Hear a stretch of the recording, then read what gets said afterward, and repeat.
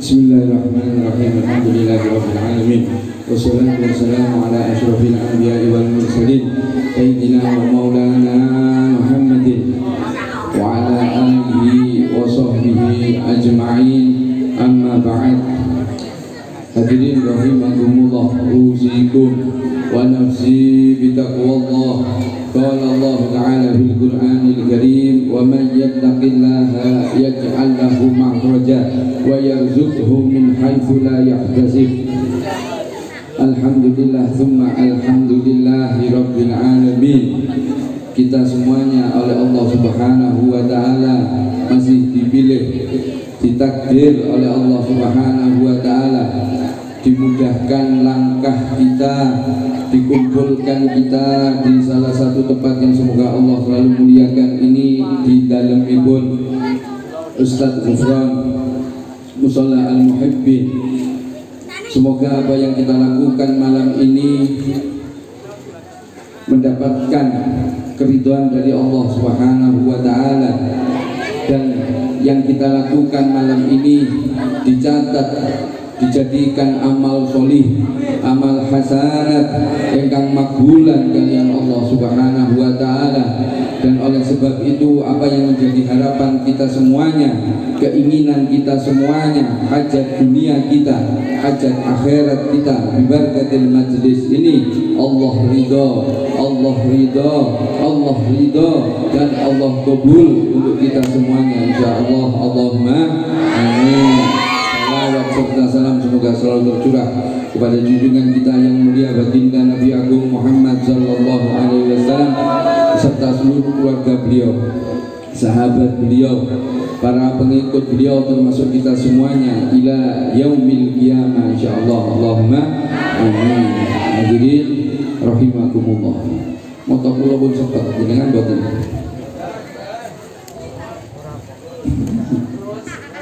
Terus kok kalau tak sponsor dia binjing sok duwoyo mawon bertotrek tidak datang Copenhagen. Datang Copenhagen bukan perlu visa, soalnya datang berkelan. Nek datang Copenhagen niku datang Denmark, kedan damel visa. Nek teng Copenhagen boten damel visa, lan boten perlu nunjukne kartu vaksin. Boten mesti ngecek niku sinten niku ya. JM gelem tak tambahin penggawean.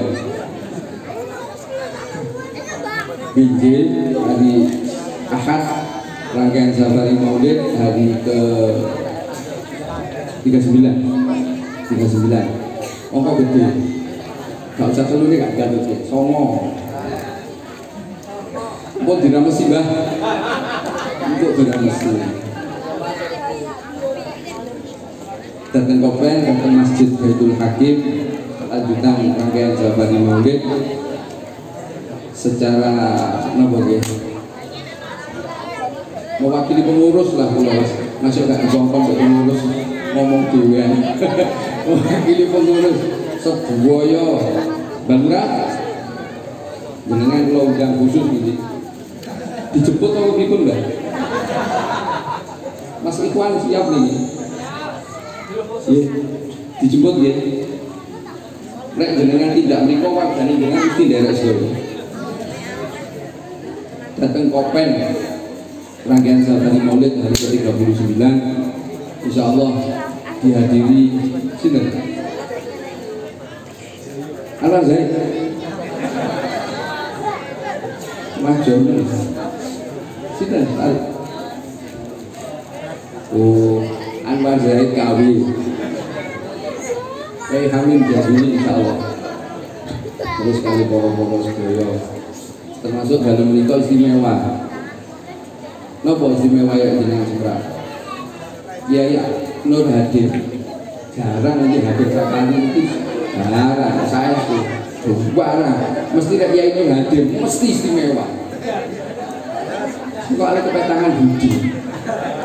Lah Buddha saking mriki tidak menika telung elem ngoten. Mosok nanti gak teko sungkan. tekad Yai Nur ben masjid ditinggal. Kan gondol malih. Enggak loh, masjid Yai Nur enggak sae. Makanya tidak menika. Mangke saged foto menika.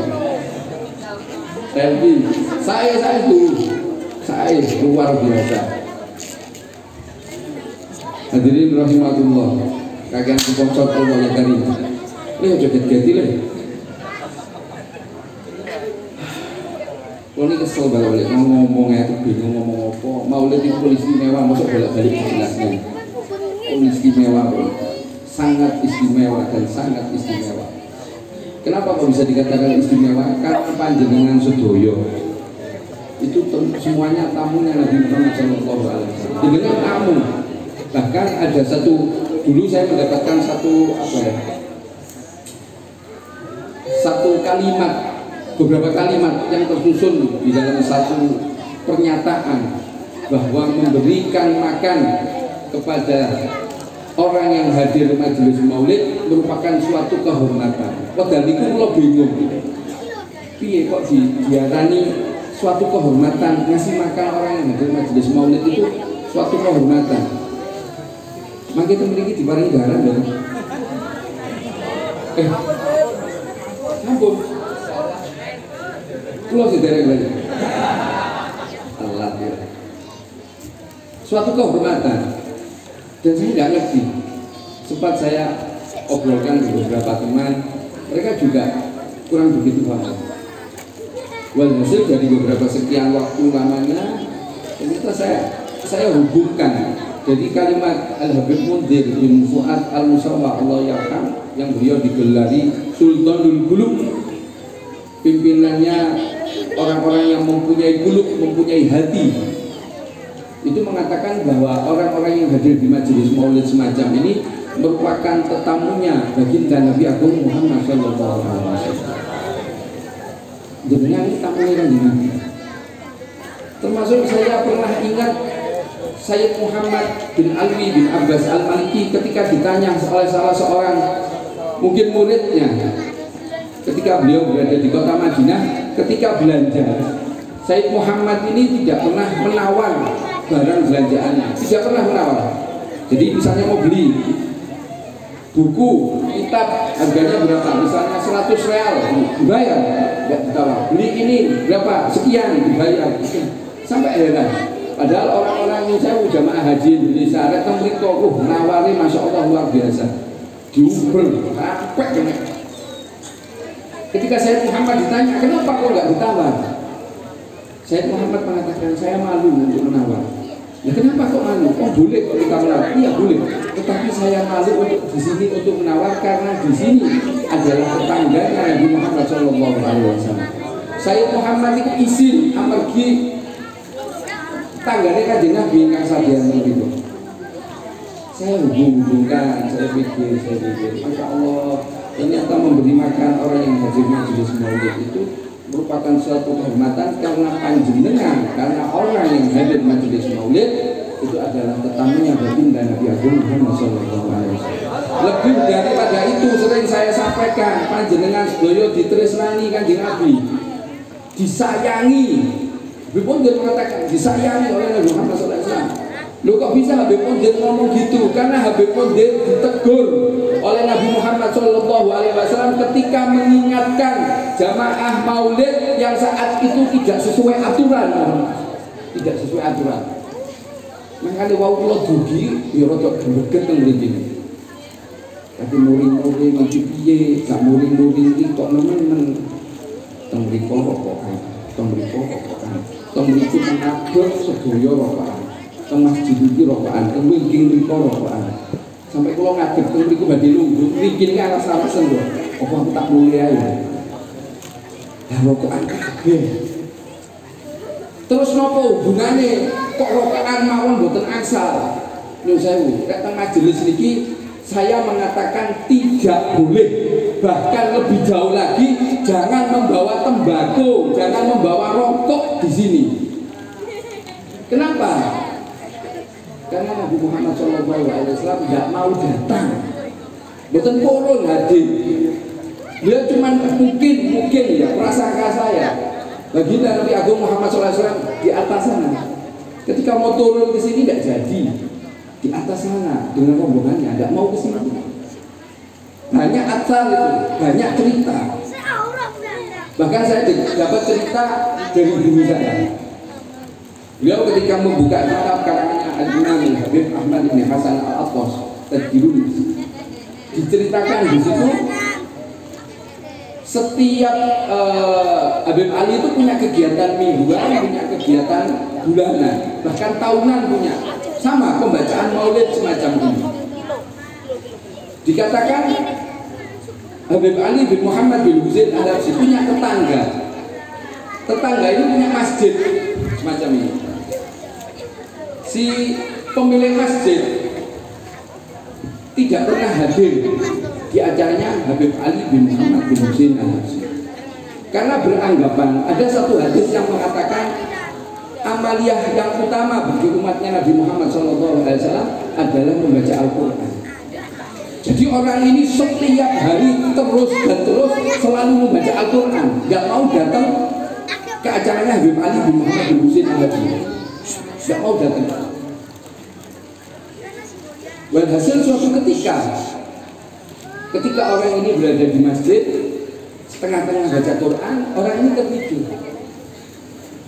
Di tempatnya Habib Ali ada pembacaan maulid.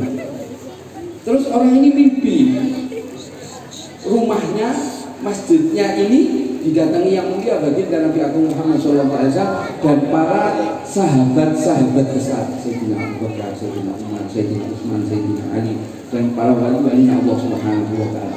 Karena Nabi Muhammad SAW ketika hadir tidak mungkin sendirian, mesti banyak yang ikut, para walinya Allah, para sahabat, termasuk juga para malaikat. Nah, di dalam mimpi ini si Soibul Bed ini yang punya masjid ini yang udah mau datang ke tempatnya Habib Ali itu sangat gembira, senang sangat amargi kerawuhan Nabi Muhammad SAW dan para sahabat besar. Sampai akhirnya orang ini saking senangnya bertanya kepada baginda Nabi Agung Muhammad SAW, ya Rasulullah, ada keperluan apa dengan dan rombongan besar ini kok singgah di tempat kami ini, ada keperluan apa? Ini merupakan hadiah terbesar, suatu kehormatan karena kami kedatangan panjenengan dan seluruh sahabat besar panjenengan. Apa jawab daripada yang mulia baginda Nabi Agung Muhammad SAW? Beliau SAW mengatakan sebenarnya kami tidak mau ke sini. Kami mau ke tempatnya Habib Ali bin Muhammad bin Husain Al-Habsyi karena di sana ada pembacaan maulid. Setiap Habib Ali bin Muhammad bin Husain Al-Habsyi mengadakan pembacaan maulid dengan membaca kitab Maulid Simtud Durar ini, kami selalu hadir. Nabi Muhammad SAW selalu hadir. Bahkan mulai awal ketika pembacaan Ya Rabbi Sholli ala Muhammad, Ya Rabbi Sholli alaihi wasallim, itu Rasulullah sudah hadir. Sudah hadir. Ya terus kenapa? Karena ketika kami akan masuk di depan pintunya rumahnya Habib Ali bin Muhammad bin Husain Al-Habsyi ada yang punya tembakau. Makanya kami nggak mampir dulu. Kami mampir ke sini dulu sebelum ke sana. Ya, saya cuma sebagai bentuk ikhtiar saya. Mungkin seandainya ketika Allah memberikan suatu kenikmatan, kehormatan kepada saya pribadi dan panjenengan secara keseluruhan, ketika kita mengadakan kegiatan maulid semacam ini, Nabi Muhammad SAW atas izin Allah dihadirkan di tengah-tengah kita, itu suatu kehormatan, suatu nikmat yang Masya Allah luar biasa besar. Saya cuma ikhtiar mengingatkan panjenengan, seandainya jenengan yang saya tidak peduli, itu bukan urusan saya, karena saya sudah melaksanakan kewajiban saya untuk mengingatkan panjenengan. Karena mohon maaf, sangat istimewa kegiatan maulid semacam ini. Kalau panjenengan mengharapkan keberkahan daripada maulid atau keberkahan daripada suatu majelis, maka adab toto kromo ketika berada di majelis harus dijaga. Bagaimana mungkin kita akan mendapatkan keberkahan kalau kita tidak punya etika, kalau kita tidak punya adab, kalau kita tidak punya toto kromo? Karena toto kromo, adab, etika itu utama dan pertama, ilmu dan lain sebagainya di bawahnya.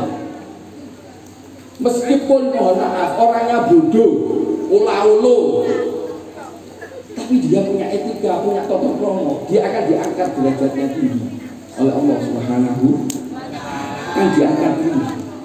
Hatta orangnya pinter, gelarnya ngerentep, apal kitab sak becak, sak gudang dan lain sebagainya, tapi kalau dia nggak punya tata krama, nggak dipakai orang, nggak akan mendapatkan apa-apa. Keberkahan dari ilmunya nggak akan dapat. Apalagi ada kepada Nabi Muhammad SAW. Jangan sampai berkata, menyebut guru saya saja mengatakan, kalau ketika menyebut nama Nabi Muhammad SAW, pakai gelar, jangan langsung disebut namanya. Katakan Sayyidina, katakan Rasulullah, katakan Nabi, dan lain sebagainya. Banyak gelar sebutan untuk beliau Sallallahu Alaihi Wasallam. Bahkan zaman akhir ini banyak orang yang Masya Allah luar biasa kepada para sahabat, mereka berani menghina, mereka berani menghujat dan lain sebagainya. Terus lebih parah lagi, mengatakan Nabi Muhammad SAW dengan sebutan-sebutan yang sangat tidak pantas. Kenapa? Karena sejatinya dia tidak mengenal Nabi Muhammad SAW. Tidak mengenal, sama sekali tidak mengenal. Kalau orang itu mengenal Nabi Muhammad SAW, maka dia akan beradab, dia akan punya tata krama. Contohlah, mohon maaf, ada balurah di sini. Kalau orang nggak kenal balurah, kayak anak saya, kayak tadi anak saya nggak kenal sama balurah, ketika disebut namanya dia ketawa. Bapak Kuat, ketawa dia sama saya. Bapak Kuat, dia ketawa. Karena anak saya nggak kenal sama balurah. Jenengan tahu, orang warga sini tahu, itu lurah jenengan. Tidak mungkin jenengan akan tertawa. Ini ngomong gini. Ini ngomong gini. Jenengan tak belani balurah. Padahal balurah ini mesem buanteng. Wangel mesem gitu. Mungkin pawaane ngoten niku. Kula ping 3 teng mriki, 3 ya wong itu. Perkara kerja niku kula ping 3. Baru pagi sepisan iki kali balurah. Mboten atus diundang mau pripun? Biar tak bisa. Sallu ala Nabi Muhammad. Jadi satu nasihat buat kita semuanya, tapi terkhusus untuk balurah yang hadir ketika di safari, mesti saya beritahu ini. Kenapa? Ini saya balurah. Majelis maulid semacam ini saya ulangi lagi, teramat istimewa. Kenapa? Ini saya dawuh daripada Syaikhul Maulid itu Habib Ali bin Muhammad bin Husain Al-Habsyi. Napa malih zamane ngeten iki, natos dawuh ngeten. Dulu tempat kami di kotanya Al-Imam Habib Ali bin Muhammad bin Husain Al-Habsyi banyak ditatangi penyakit, tindak kriminal meningkat. Dengan kata lain, masyarakatnya gak iso ditata. Kemudian kami Habib Ali bin Muhammad bin Husain dan para tokoh agama pada saat itu, maksudnya ulama-ulama pada saat itu, kumpul untuk membaca sirah nabawiyah. Dengan kata lain, mengadakan pembacaan maulid kasusnya teman. Walhasil setelah sekian kali melakukan pembacaan maulid, penyakit yang datang di tempatnya Habib Ali bin Muhammad bin Husain Al-Habsyi hilang, gak ada kemana, gak tahu kemana. Kemudian tindak kriminal yang saat itu meningkat menurun, tindak kriminalnya meningkat, akhirnya menurun. Kemudian dakwah agama di lingkungan masyarakat meningkat. Ketika dakwah agama ini meningkat, kehidupan masyarakat ini juga akan menjadi lebih baik. Buktinya apa? Ketika seseorang ini takwa kepada Allah wa Rasuli, maka dia akan ikut aturan. Aturannya siapa? Allah wa Rasuli. Jadi nyun saya mbak lu, nek masyarakat tidak dengan gak kena ditokok, dengan undang kembali desa. Langsung dengan buka kitab niki, langsung ya Rabbi sholli ala Muhammad, ya Rabbi sholli alaihi wasallam. Koyoke lucu ya, koyoke lucu. Tapi ini jarang dan mungkin belum dilakukan. Kenapa? Jenengan tangleti pun, jenengan acak, jenengan tangleti. Ketika hadir sebelum hadir di sini, jangan ambil sampel. Sampel itu contoh, bukan sampel stres gitu. Sampel itu, kayak Malang itu sampel stres. contoh berapa orang acak bangsa situ jadi sing nggak melangkon mau situ tukang son situ dengan cari sampel 7 atau di atasnya. Kemudian jenengan tanya, jenengan mau sajarnya tidak memiliki keadaan panjenengan pripun? Maksudnya keadaan hati. Bagaimana keadaannya? Jawab jenengan catat. Kemudian setelah selesai jenengan takoni malih. Bagaimana keadaan panjenengan saat ini? Jenengan catat. Menurut saya mungkin hampir 90% dari sampel yang diambil ketika selesai maulid pasti ada perasaan bahagia. Niki wau jenengan bahagia apa mboten? Tapi ganjuk jajan kok. Kelembungannya rasa kata jenengan terus enggak. Kenapa kok jenengan bahagia? Katanya sekarang. Kenapa kok panjenengan bahagia? Loh, Pak Sunjau. Kenapa kok berbahagia? Karena kita baca maulid. Sebabnya apa? Nah, saya enggak tahu. Saya enggak tahu. Kenapa kok bahagia? Saya juga tahu. Allah yang menjadikan kita bahagia. Mungkin.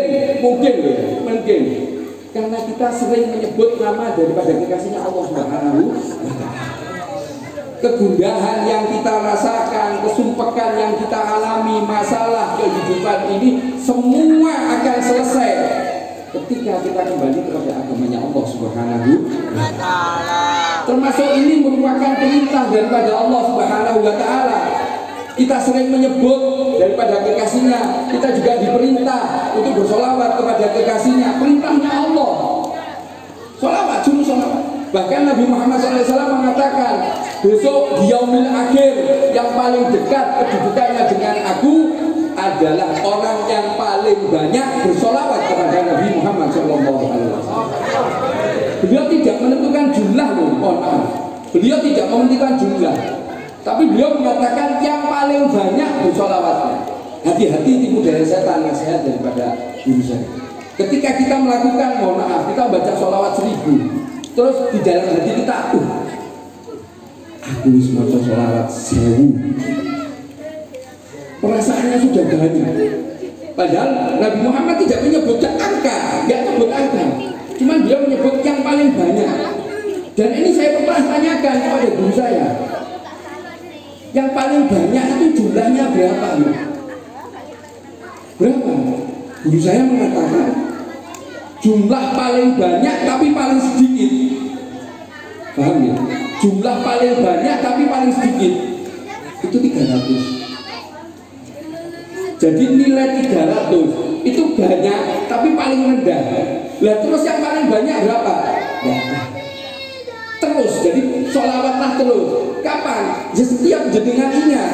Kalau saya ketika bertemu dengan teman-teman, ketika jenengan ingat baca sholawat sampai kapan? Sampai lupa. Ingat sekarang saya sholat Allahumma sholli ala sayyidina Muhammad wa ala ali sayyidina Muhammad, Allahumma sholli ala sayyidina Muhammad wa ala ali sayyidina Muhammad, dengan aktivitas mungkin dengan belanja, mungkin dengan jualan, atau mungkin di kebun atau di mana, sholawat terus sampai lupa. Dengan aktif lupa, ya namanya lupa loh. Ya nggak usah baca, mau lupa kok. Terus ingat lagi, oh iya tadi baca sholat, baca lagi Allahumma sholli ala sayyidina Muhammad wa ala ali sayyidina Muhammad. Tapi untuk menjaga keistiqomahan orang-orang thariqah, memberikan jumlah tertentu dengan waktu tertentu, ini untuk melatih hati, untuk melatih keistiqomahan. Ojo dicel sholawat kok dihitung, terus mending lu dihitung daripada kui gak sholawat. Lu kalau sholawat gak dihitung pirang detik gue bertahan sholawat. Jangan menghina, sudah biarkan. Orang yang thariqah memang punya kaidahnya semacam ini. Orang thariqah dengan badai derek monggo mboten koron ya gak usah melok. Ojo ngaku, ojo maiku. Yang terpenting apa? Lakukan. Apa? Sholawat silahkan, mau dzikir silahkan, mau apapun yang intinya hubungannya ibadah kepada Allah Subhanahu wa Ta'ala, lakukan. Jadi langsung ke permasalahan barulah. Nanti kami tunggu gak iso ditoko masyarakat yang ada di kelompok nih barulah. Sak babin saya sekarang kelompok nih jak moco maulid. Lek jenengan boten sakit di mudin nomor mempeng. Lek mudin boten sakit kon leren dadi mudin. Itu wonten diri. Budi. Enggak ada ngomong. Jenengan saya macam boleh. Oh, kasih boleh. Lanjut kan. Baca maulid. Masya maulid dan baca maulid. Kenapa? Terlalu istimewa kalau diterangkan, terlalu banyak. Yang istimewa menurut saya kita dicintai oleh Nabi Muhammad SAW itu lebih cukup daripada segalanya. Hatta kita di dunia seisinya, kalau kita tidak dicintai oleh Nabi Muhammad SAW, sia-sia. Sia-sia betul. Sia-sia betul. Terus mohon maaf. Sekali lagi, ketika kita mengharapkan keberkahan dari suatu majelis apapun, yasinan, tahlilan dan lain sebagainya, jaga toko kromo. Majelisnya akan sia-sia, hambar, nggak ada manfaatnya. Kenapa? Karena kita tidak punya adab. Terutama saya tidak membenci orang yang merokok ya. Tapi kalau ketika kita bermajelis itu singkirkan dulu. Nanti ketika tidak bermajelis mungkin di kamar mandi, ya. Ketika melakukan suatu pekerjaan di kamar mandi, mau rokokan silahkan, mungkin di situ tempatnya. Tapi kalau di majelis jangan. Apalagi mohon maaf di dalam masjid, di dalam musola, ketika ada orang merokok, ini orangnya suul adab. Suul adab kepada siapa? Allah. Kok bisa? Iya. Masjid ini dikatakan apa kalau masjid? Rumahnya Allah, iya. Padahal mohon maaf, hukum paling ringan di dalam rokok ini apa? Hukum paling ringan. Ojo ngomong aku garis keras loh. Kok keliru juga? Apa hukum paling ringan rokok? Makruh. Makruh diambil dari kata apa? Karoha maknanya nopo? Nopo? Sinten sing sengit? Ya kok menantang kalian orang. Jadi Pak Sabtu mengatakan orang yang paling tidak punya adab kepada Allah Subhanahu Wa Taala ketika di dalam masjid, di dalam masjid dia melakukan rokok. Sopo sing larang rokok memang ada sebagian ulama yang nggak melarang, tapi hukum paling ringan adalah makruh. Siapapun yang merokok tanya hukumnya apa? Makruh. Mohon maaf yang tersakiti hatinya. Terus apa sih kali ngomong? Kalau sih ngomong menentok ayo makruh sok rokok sugih. Saya sing nggak ada pabrik rokok ini kemudian turun nggak damel loh. Jenengan dikongkong. Tutup terakhir, sebelum saya tutup ada satu cerita. Saya dapat cerita ini dari Allah Yarham Al-Habib Hasim Asghar, seorang yang masih muda, dakwahnya masya Allah luar biasa, tapi beliau tidak punya umur. Tahun yang lalu beliau tutup usia. Semoga Allah ampuni semua kesalahan dosa saya. Allah terima amal ibadahnya. Habib Hasim waktu itu dia datang ke Yaman untuk belajar di Darul Mustafa. Suatu ketika dia ini dengan teman-temannya melakukan ziarah karena di Tari di Adramut sana banyak tempat istimewa, ada Zambal, ada banyak sekali. Nah waktu itu dia nyater kalau kita mau pergi mana nyater perjanjian di awal berapa disebutkan nilainya, taruhlah mungkin 500.000 untuk tujuan ini ya sudah pergi parone makan. Setelah itu ketika sampai di tujuan terakhir, si supirnya ini mau nyun tambah ongkos. Nek di bahasa Indonesia tambah ongkosnya. Amargi perjalanan ini wau ladosane angel. Tanya berdebat saat teman-temannya waktu itu Habib Hasim ada di dalam mobil. Teman-temannya kok nggak naik, ditunggu terus turun ini adu argumen. Yang teman-temannya Habib Hasim nggak mau bayar. Yang si sopir ini minta tambah. Akhirnya Habib Hasim tanya, ada apa? Ini Beb minta tambah. Tadi di awal sudah deal, sudah sepakat harganya sekian, 500.000 misalnya sekian. Kemudian dia minta tambah dengan alasan ini dan lain sebagainya. Biasanya tidak bisa. Karena kita sudah sepakat di awal, kamu yang lebih tahu keadaannya sini, kenapa kamu minta tambah? Berarti kamu curang. Dan sebagainya. Sampai akhirnya orang ini awas ya, diancam orang. Nanti kalau ketemu di Tarim, saya laporkan sama kakak saya. Kakak saya ini preman. Habib Hasyim kaget, rodok ebu. Wah, preman ya. Ayo Habib Hasyim orangnya Masya Allah luar biasa. Besar gini. Gak apa-apa, laporkan. Nanti kita ketemu di Tarim. Kamu gak takut sama kakak saya? Gak, kakak saya ini preman. Gak takut, preman siapa? Berani saya, katanya. Kakak saya ini setiap hari rokokan. Masuk kaget. Apa aja? Kakak saya ini preman, setiap hari rokokan. Rokokan. Sebentar, di tempat saya di Banyuwangi, ustaz rokokan, kiai rokokan. Lah kalau di sini cuma preman rokokan, saya berani ya. Ditarik, ya, ditarik preman rokokan. Loh, bangga itu preman rokokan. Di sini kiai sama ustaz balapan di santri ini. Ya, kalau Habib Taufik mengatakan Surya, Jarum semuanya nggak usah pakai sponsor semua.